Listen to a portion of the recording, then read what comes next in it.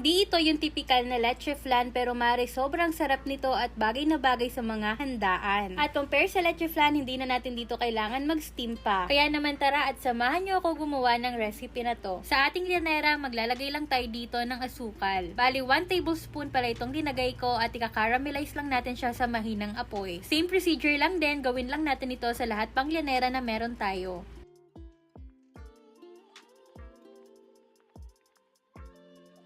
At kapag nga nalagyan na natin lahat ng llanera, ay sunod naman natin gagawin ay ang ating flan mixture. Kailangan lang natin dito ng 3 itlog. I-whisk lang natin ito mga mare at saka tayo dito maglalagay ng 1 can ng condensed milk. Maglalagay din tayo dito ng 1 can ng evaporated milk. Maglalagay din tayo dito ng 1 teaspoon ng vanilla extract. Haluin lang natin ito ng mabuti mga mare at kapag okay na, ay iset aside na muna natin ito.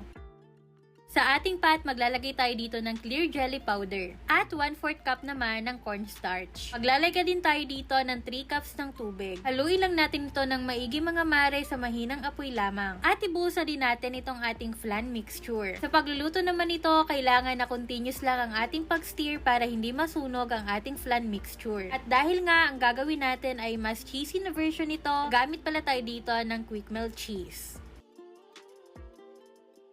Ngayon naman ay haluin lang natin ito hanggang mag-melt na ang cheese na ating inilagay. At kapag okay na, pwede na natin siyang ilagay dito sa llanera. Dito pala sa llanera mga mare ay gumamit lang ako ng bilog at medium size na llanera. At kung gagawin mo naman itong pang negosyo ay pwede din naman. At promise ko sa inyo na hindi kayo mapapahiya dahil napaka-soft at creamy pa din ito.